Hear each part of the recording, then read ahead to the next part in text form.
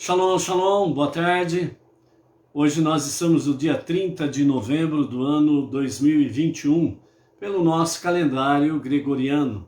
E pelo nosso calendário judaico, hoje nós estamos no dia 26 de Kislev, do ano 5782.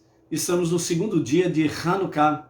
E também nós estamos hoje completando 85 dias do ano 5782. E nós temos então a nossa gota de sabedoria do nosso Rebbe Menachem Mendel, o tzadik da nossa geração, né? Então vamos ver qual é o recado do nosso Rebbe para o nosso dia de hoje, ok? Então o Rebbe fala conosco da seguinte forma: um bom barômetro para determinar se uma coisa será beneficente materialmente é perguntar se é apropriado fazê-la espiritualmente. Um empreendimento que implica a violação de seus princípios morais também será prejudicial materialmente. Às vezes, sentimos uma pressão tremenda quando nossa ética parece ser um obstáculo ao sucesso, mas isso é só uma ilusão.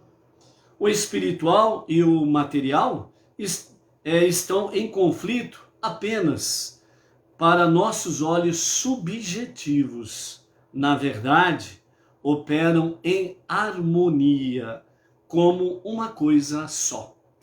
Então, nessa gota de sabedoria do nosso Rebbe Menachem Mendel, o que ele quer mostrar para nós é o seguinte: é que o mundo material que nós habitamos, que é esse mundo secular, chamado de mundano, profano e companhia limitada, né? É o mundo material, é o mundo de asiá, o mundo da ação, é onde nós estamos envolvidos, né? Com todas as questões materiais. Afinal de contas, ninguém vive de brisa, né? Então é uma realidade. O mundo material, esse mundo secular, nós precisamos dele como eles precisam de nós no campo espiritual, para poder, né, ele sobreviver e nós sobrevivermos. Então, o Rebbe quer chamar-nos a atenção da seguinte forma: o espiritual e o material, eles na realidade estão em harmonia. O nosso olhar subjetivo, esse olhar subjetivo significa o nosso egoísmo, as nossas ambições egoísticas, né, são que deturpam essa harmonia. Mas Deus criou todas as coisas neste mundo e colocou tanto material como espiritual em harmonia. O homem, com a sua rebeldia e em todos os níveis, etc. e tal, é que faz com que haja desarmonia. Não que o mundo material e o espiritual estão em conflitos, propriamente dito, mas é o próprio ser humano, né? Porque Deus, ele criou todas as coisas, e ele criou todas as coisas para o nosso bem. Então, nós é que precisamos ter o devido temor aos céus, a nossa devida reverência ao Criador, para que nós possamos agir de forma correta. Por isso que o Rebbe diz assim, dando um exemplo: um empreendimento que implique a violação de seus princípios morais também será prejudicial materialmente. Quer dizer, um está em conexão com o outro. Se você vai agir de uma forma que vai violar realmente a sua questão espiritual, então o material ele vai ser prejudicial a você. Mas se você age de forma que a sua conduta secular dentro dos negócios, da sua vida secular dentro família, escola, o relacionamento com as pessoas, tudo aquilo que você fizer de forma secular, havendo harmonia dentro do campo espiritual, então tudo que você fizer dentro do campo material, do mundo material, isso será bênção para a tua vida e para aqueles que estiverem próximos a você.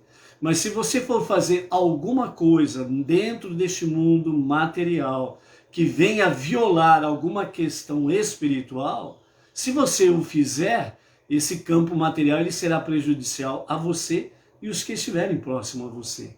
Então, por isso, o Rebbe diz que, na verdade, tanto o mundo espiritual e o mundo material, eles operam em harmonia, como uma coisa só.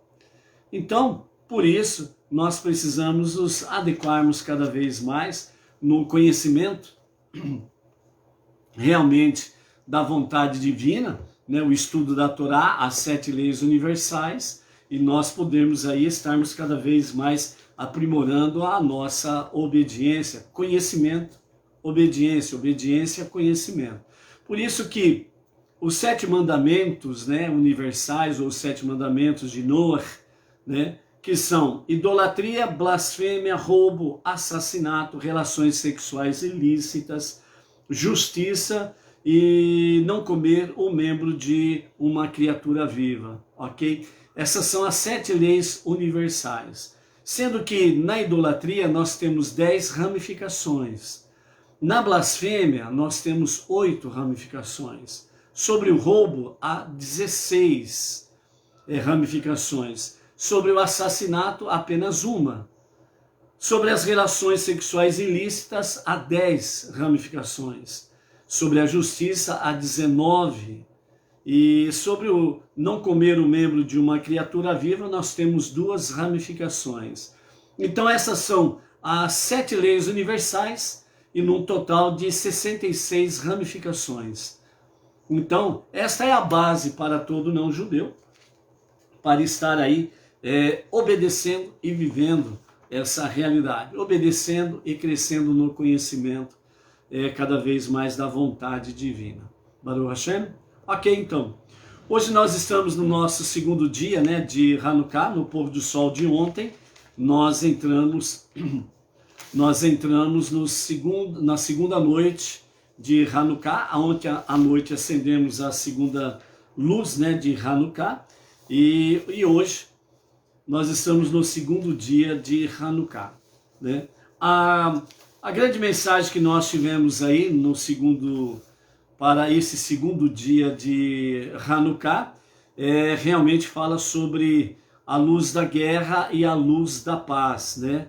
Uma mensagem que nós aí trouxemos ontem à noite, e vamos fazer uma breve recordação aqui, do nosso rabino Jonathan Sacks, de abençoada memória, né? O rabino Lorde, né, do Reino Unido, de abençoada memória, na qual nos traz uma mensagem, né, sobre a segunda noite e o segundo dia de Hanukkah, chamando-nos a atenção de um momento, né, que ele nos coloca aqui nessa recordação. Se porventura, né, alguém tem apenas uma vela, ou apenas tem um pavio apenas para acender na sexta-feira à tarde de Hanukkah e de Shabbat, então fica a pergunta, né? E agora, eu acendo essa luz para o Shabbat ou para Hanukkah?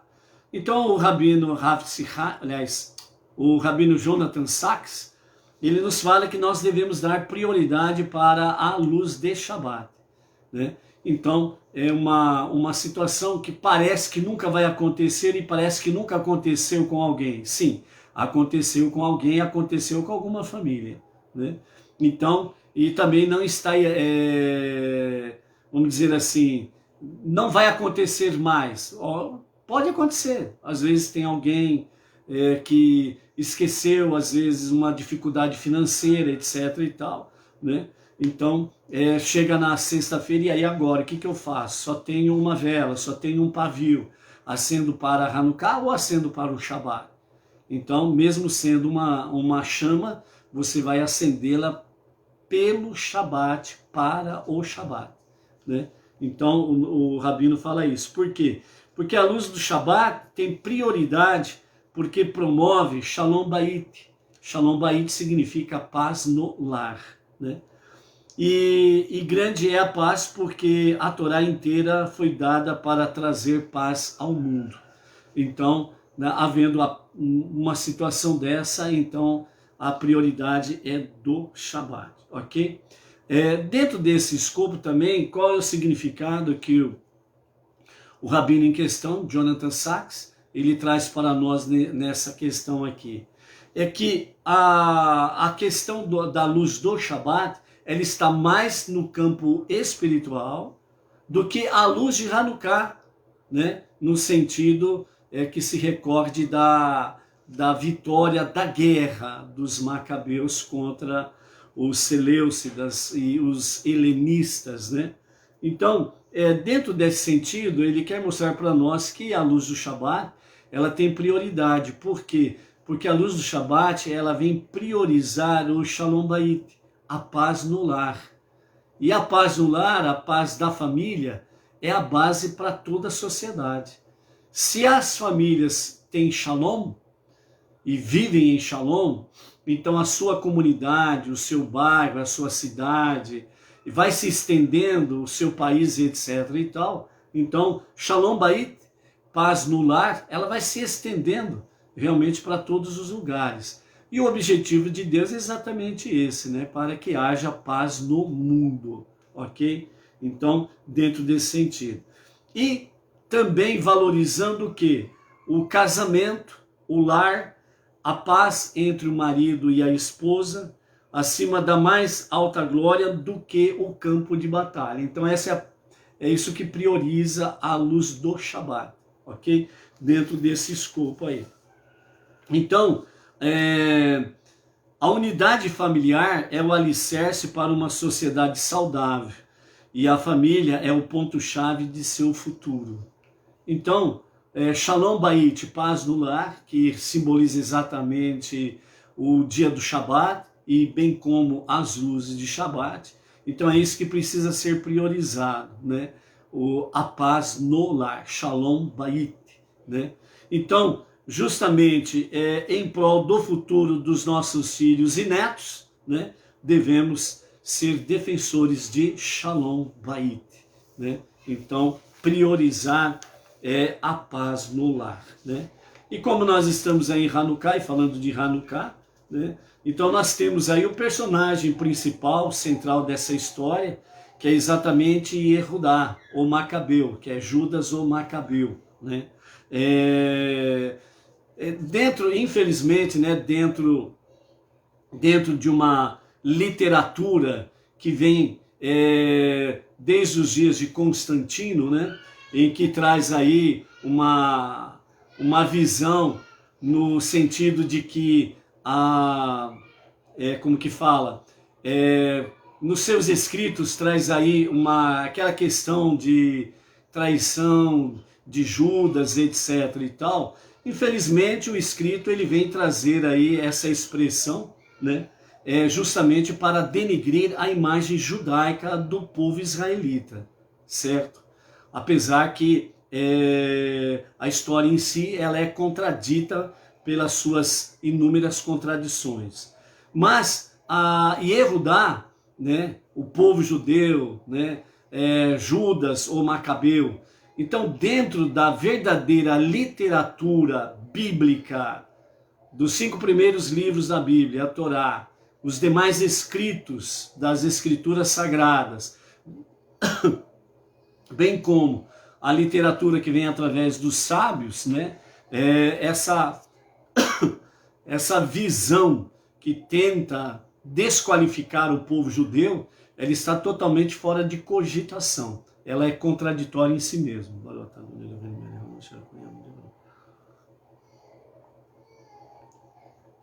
Então, assim, amados, Yehudá ou Macabeu, Judas ou Macabeu, né, ele é o grande personagem e herói dessa história na época dos gregos e sírios, que somaram-se para destruir a cultura, a fé, a liberdade do povo israelita, procurando fazê-los com que viessem através das ilusões, da idolatria, da promiscuidade, libertinagem, com vãs promessas, né?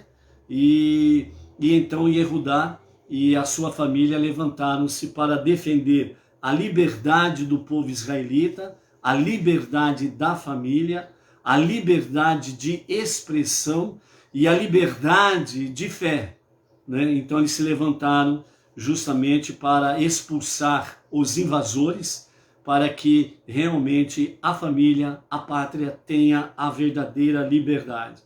Então, Yehudá o Macabeu foi um dos líderes combatentes na luta pela liberdade que expulsaram os ocupantes gregos seleucidas da Judéia no ano 139 antes da Era Comum.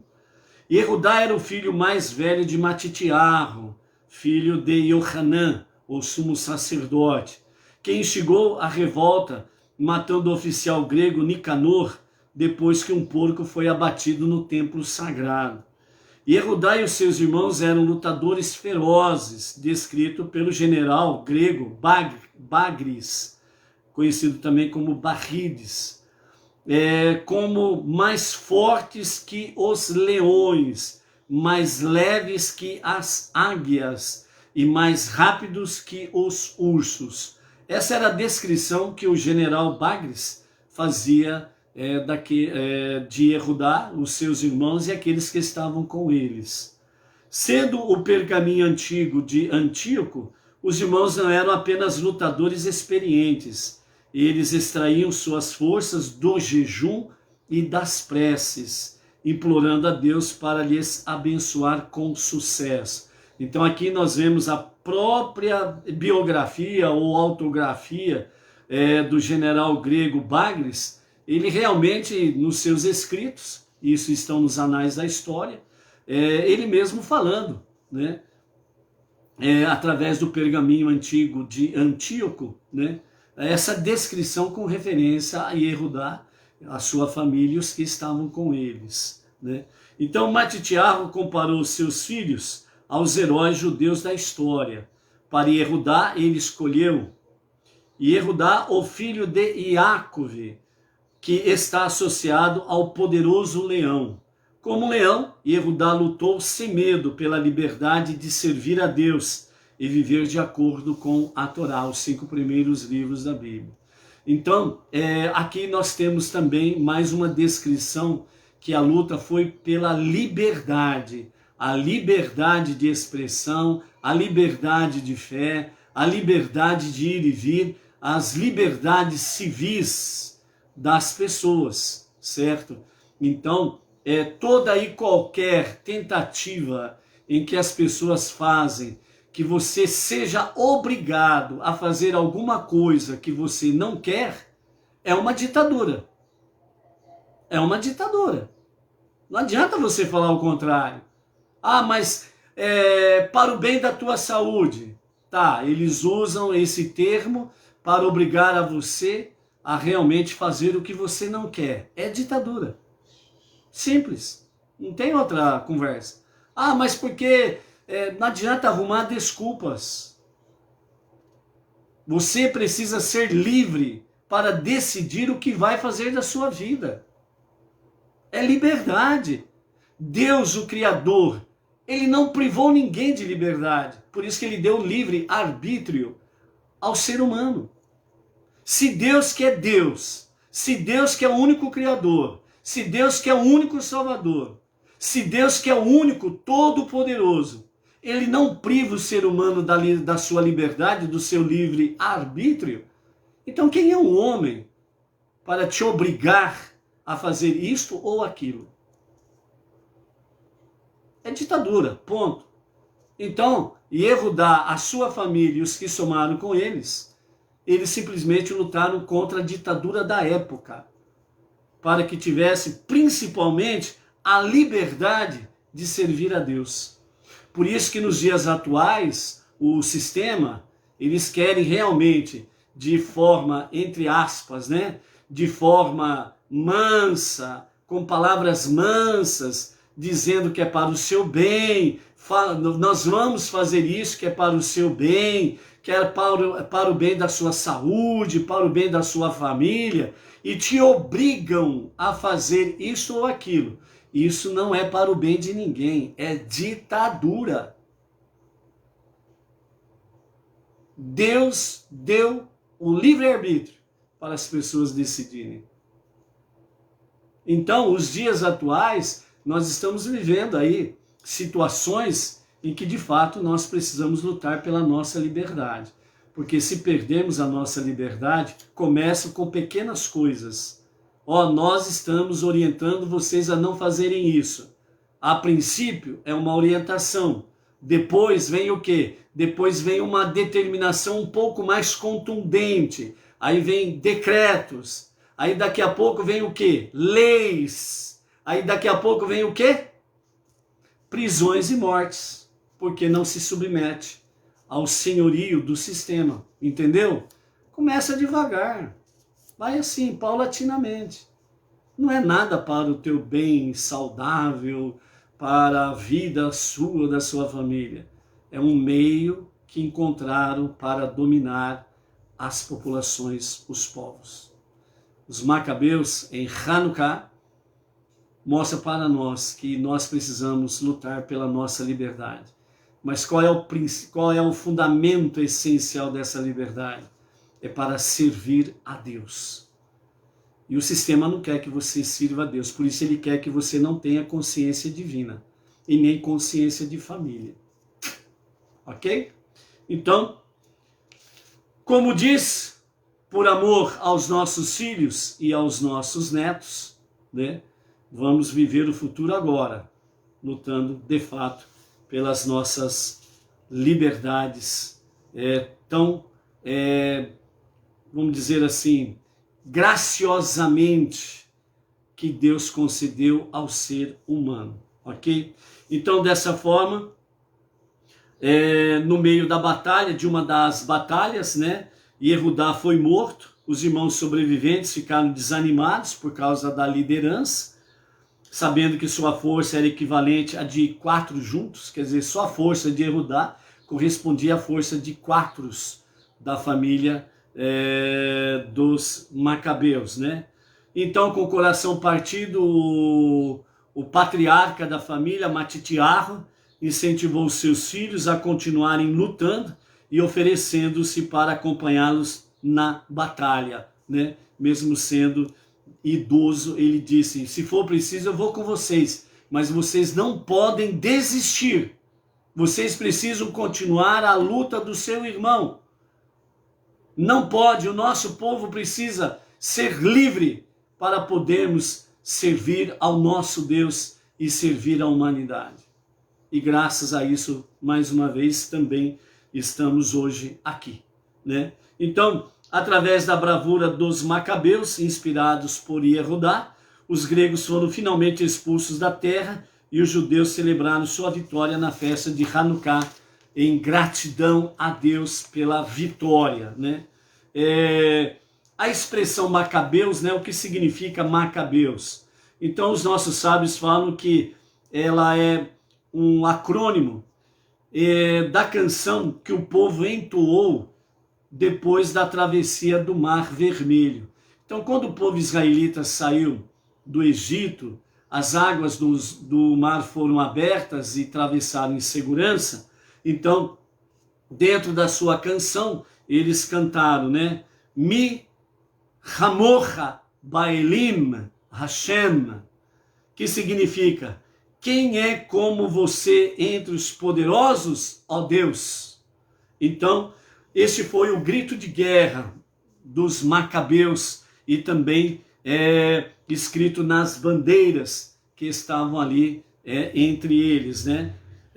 Mi Hamocha Baelim Hashem, quem é como você entre os poderosos, ó Deus? Assim, hoje também nós podemos cantar Mi Hamocha Baelim Hashem. Quem é você? Ou melhor dizendo, quem é como você entre os poderosos, ó Deus? Ou seja, ninguém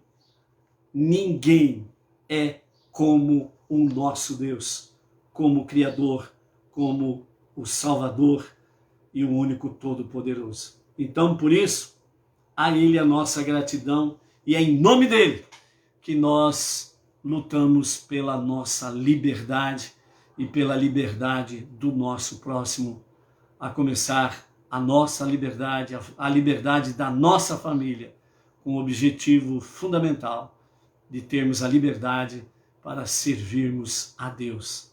essa história aí, que o sistema quer que nós venhamos apagar a consciência divina, negativo. Não há alguém ou algo semelhante ao nosso Deus. Baruch Hashem, a nossa terceira aliá, hoje nós estamos no terceiro dia da semana, o terceiro dia do Shabbat. Estamos na nossa terceira leitura da nossa 10ª Parashá Miketze, né? Que significa ao extremo, né? Do outro lado, até o fim, né? Exatamente mostrando a situação de Yosef, né? Saindo da prisão e virando vice-rei do Egito, né? Então, ao fim, ao extremo, né? Nesse sentido aí. Então, a nossa terceira leitura de hoje está no capítulo 41 de Gênesis, Bereshit, e nós vamos ler do verso 39 ao 52 com os comentários de Rashi, que nos fala assim. O faraó disse a José: uma vez que Deus te fez saber tudo isso, não há ninguém inteligente e sábio como tu, para ser encarregado da operação que nos recomendas empreender. Serás encarregado da minha corte, e por tuas ordens todo o meu povo será provido.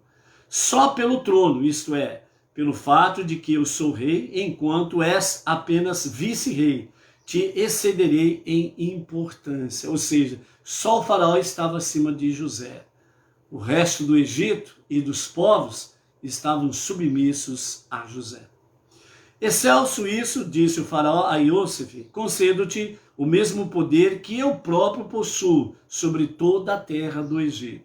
O faraó não deu atenção às observações do copeiro acerca da inaptidão de José para ocupar um cargo público. Como sinal de que nomeava Yosef vice-rei, o faraó tirou seu anel de sinete de um dedo de sua própria mão e colocou-o em um dedo da mão de Yosef.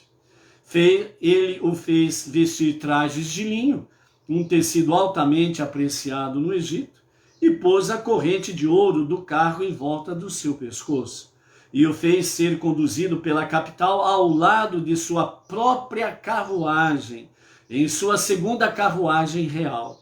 E proclamavam à frente dele: conselheiro do rei, quão sábio ele é, apesar de tão jovem. Dobrai o joelho diante dele. Assim lhe foi dada autoridade própria de um monarca sobre toda a terra do Egito. No entanto, o faraó ordenou a seus súditos que só dobrassem os joelhos perante José, mas não se prostrassem, como seria apropriado para com uma autoridade régia, porque queria manter alguma indicação de que a posição de Yosef não deriva de sua origem, e sim da bondade do faraó. Ou seja, as pessoas diante do faraó prostravam, ou seja, deitavam no chão. Para com José, eles apenas dobravam os joelhos, eles faziam reverência. Então, quer dizer, eles se dobravam, certo? Para que não fosse igualado ao faraó. O faraó então disse a Yosef na presença da multidão: eu sou o faraó, só eu exerço agora autoridade maior que a tua. Com base na minha autoridade como faraó, decreto que, sem a tua permissão, nenhum homem levantará sua mão para portar armas ou seu pé para montar um cavalo em toda a terra do Egito. Quando escutaram que também estariam subordinados a José, os conselheiros do faraó exclamaram: como podes conceder a um escravo autoridade sobre nós? O faraó respondeu-lhes: identifico nele características régias, reais, leais. Disseram-lhe: se estiver certo, ele deve saber todas as 70 línguas, como se espera da realeza. Porém, antes que pudessem testar José, veio o anjo Gabriel e ensinou-lhe todos os idiomas que ele ainda não conhecia. Depois disso, qualquer que fosse a língua em que o faraó lhe falasse, Yosef respondia na mesma língua, né? Então aqui nós temos pelos comentários de Rashi, mais um Midrash, nós temos aí que antes, né, pelos demais conselheiros do faraó, né? Então lançou para o faraó a questão de fazer um desafio, porque como vai fazer isso? Vai colocar todos nós, príncipes e pessoas importantes, debaixo da autoridade de um ex-escravo, né? E o faraó não abriu mão. Então aí aconselharam ele, né? Falaram, então ele tem que pelo menos saber as 70 línguas, que representa as 70 nações da época, e que o faraó falava as 70 línguas das nações. Então aí ele foi para o teste, né? Só que aí realmente o faraó e Iosif que ficaram aí no embate, né? Então o faraó foi falando nas 70 línguas e como o anjo Gabriel já o tinha ensinado, ele respondia naquela língua.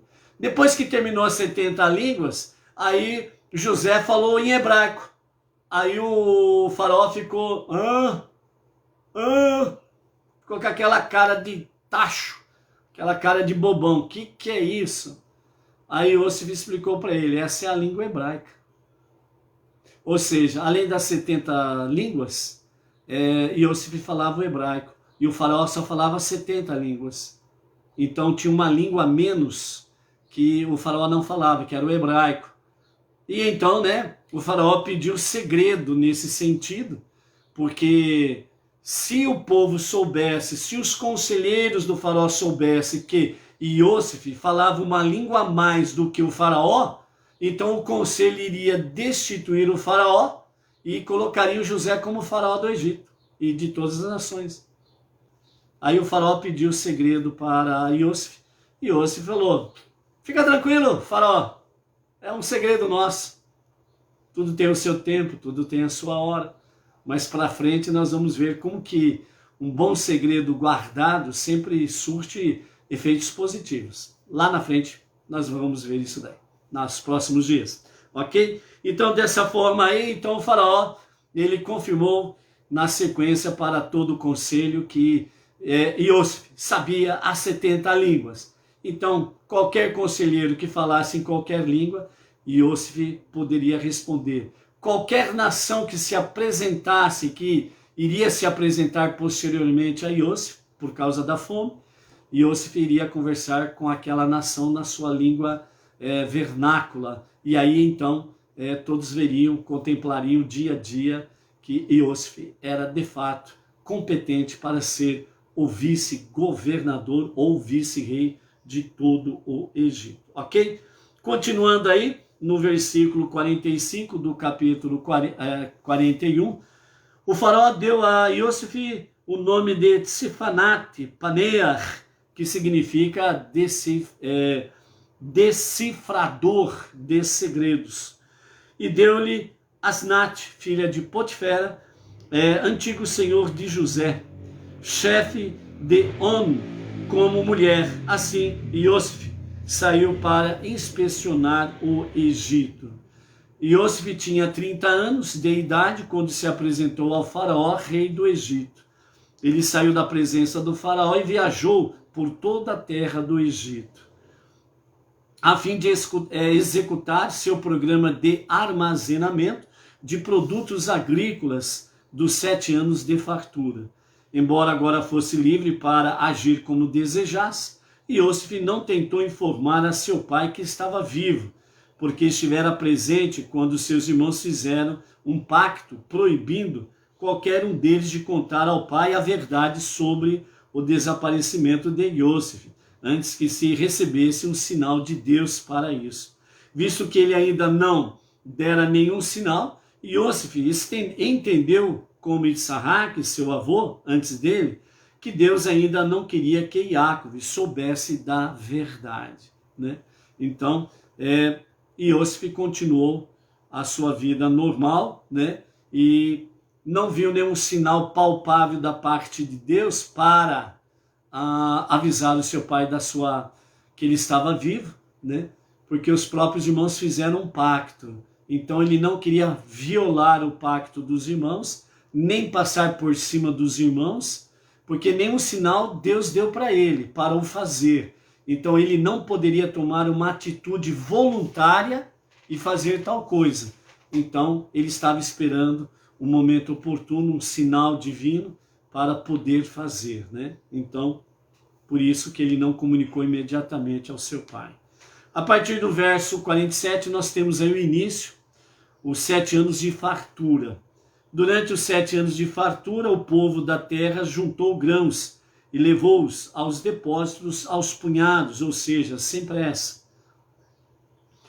E Iosif coletou todo o alimento excedente durante os 7 anos que agora se passavam no Egito e colocou o alimento em complexos de armazéns nas cidades.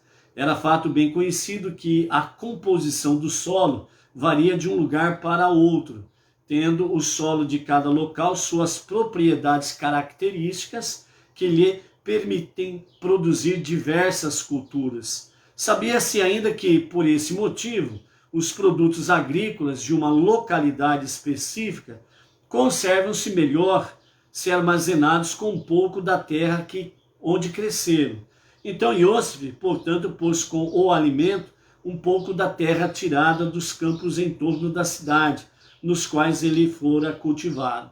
Então, de onde viessem os grãos para serem armazenados, então Iosif já dava ordem, tragam também um pouco de terra.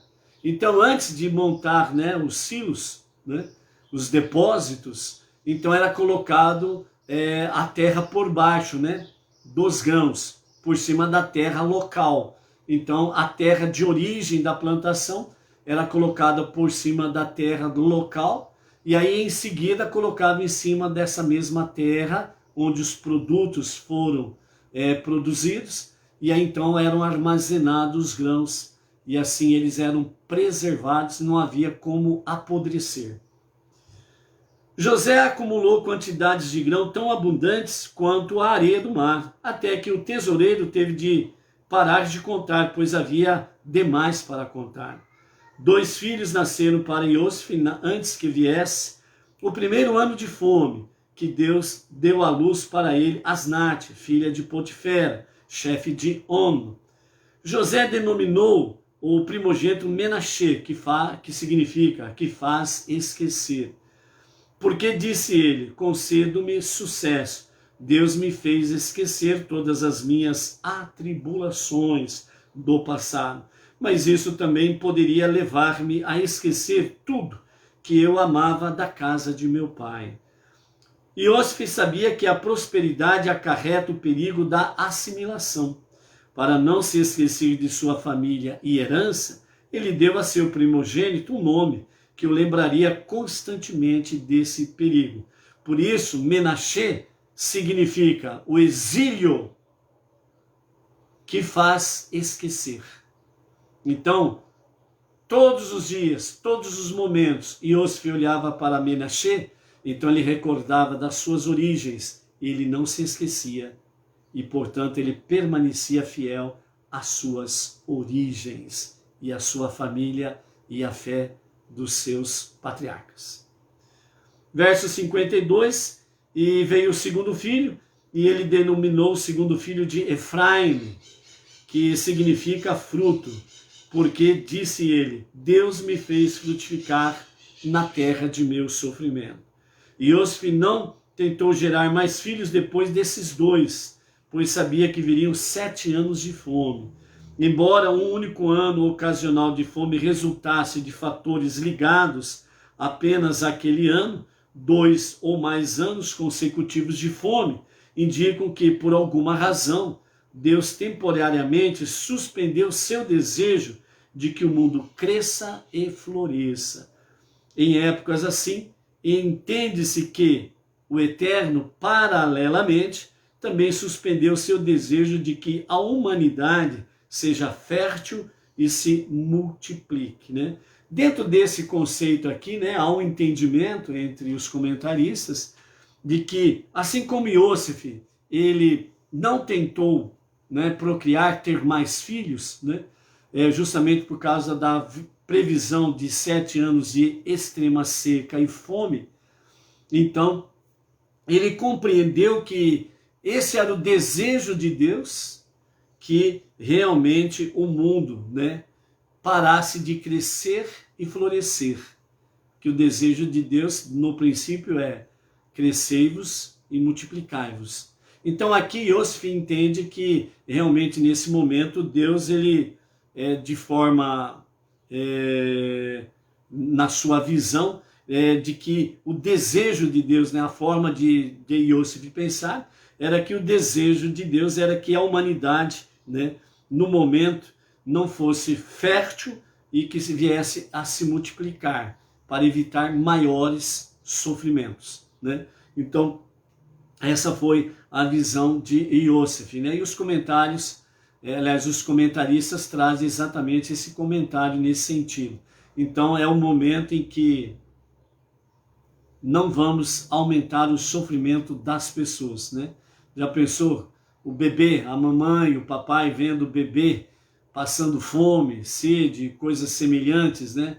O quanto que é triste isso daí, né? Então, dentro disso daí, os nossos comentaristas falam que nesse momento Deus, ele desejou que a humanidade, né, não viesse a ser fértil e se multiplicar, ok? Então, um break aí, depois continua, crescei-vos e multiplicai-vos, ok?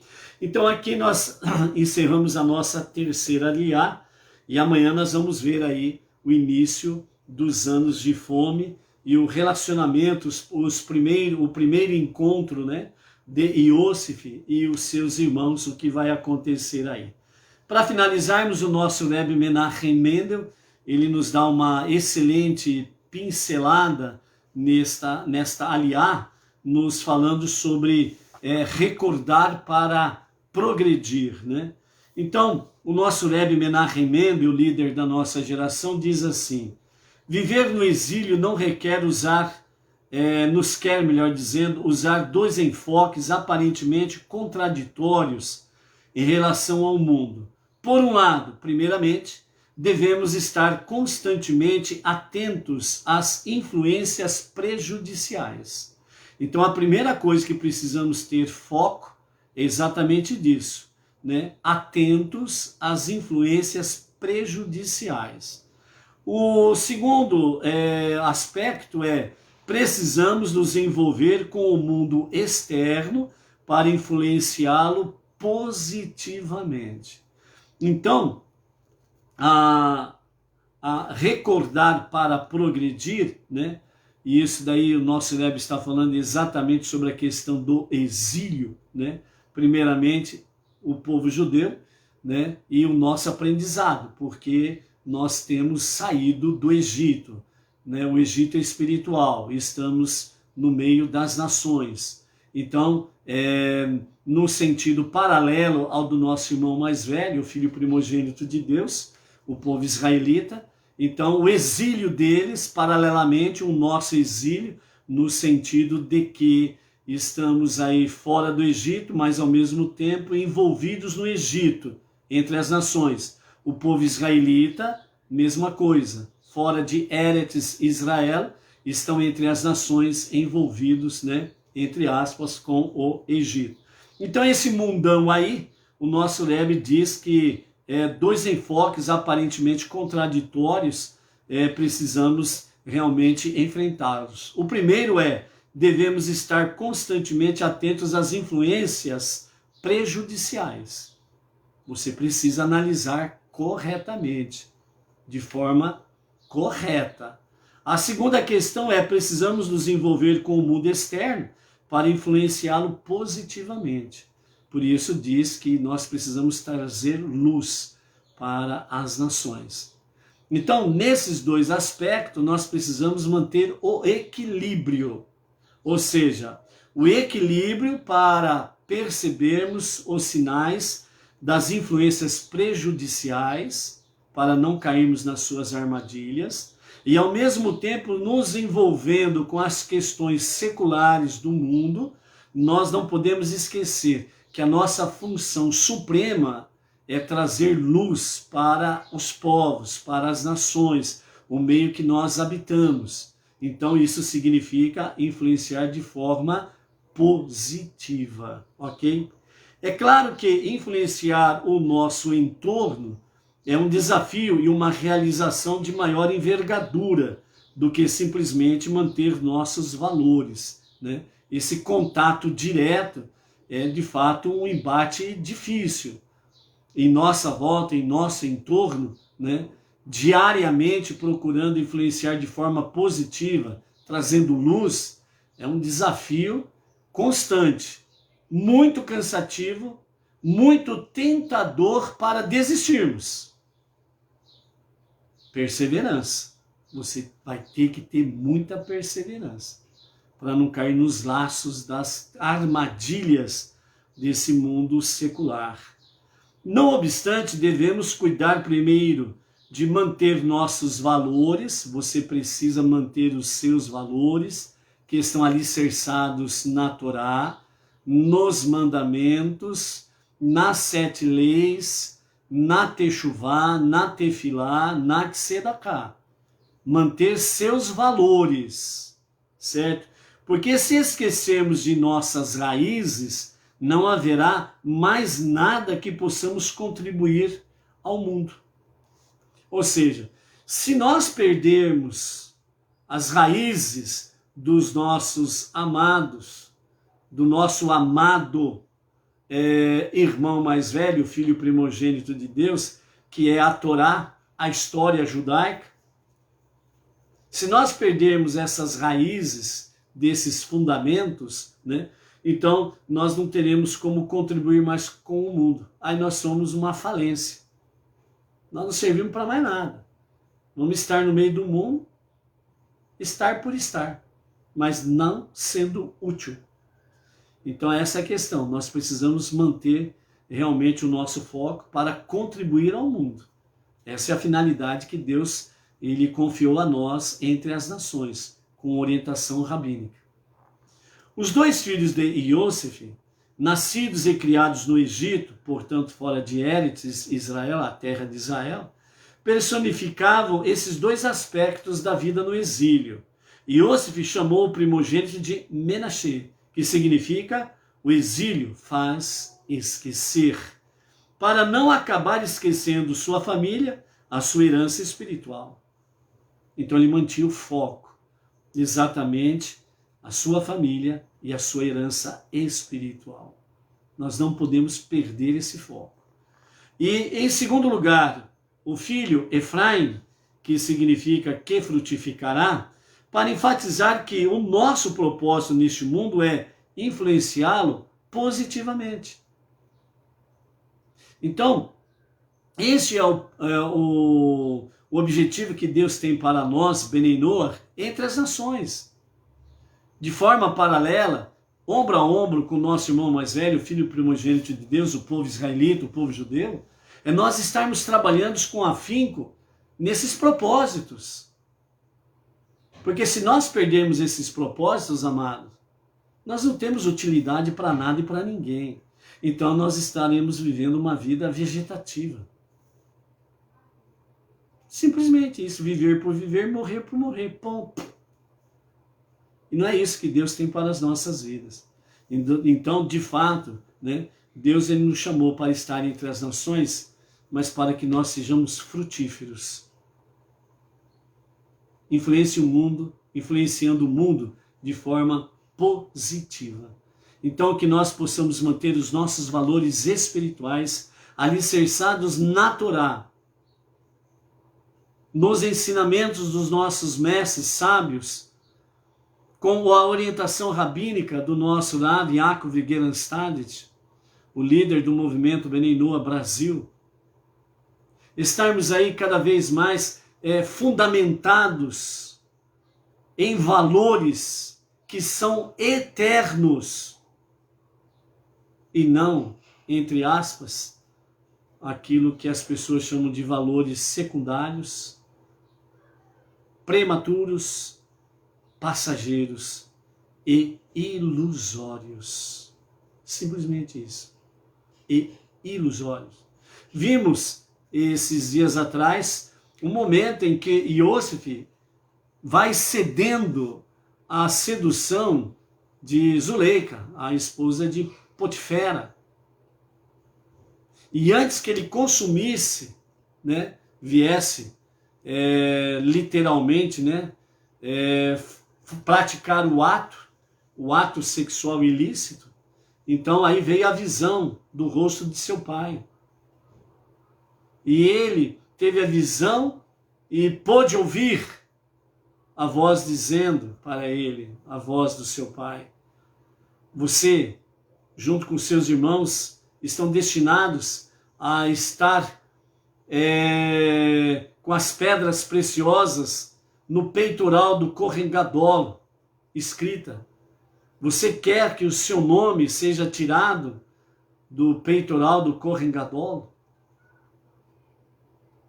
E imediatamente Yosef revitalizou os seus valores e fugiu. Fugiu da sedução, fugiu da assimilação, fugiu para não ser engolido, tragado, consumido, destruído pelo sistema que é a sedução que representa o exílio da mulher de Potifera. Então, aí fora, nós temos todas estas coisas. Como diz o nosso Rebbe no princípio de hoje, o mundo material e o mundo espiritual, eles precisam trabalhar em harmonia.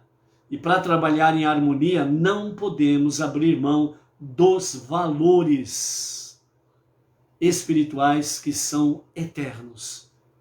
E é em cima desses valores que o mundo espiritual e o mundo material vão andar em harmonia.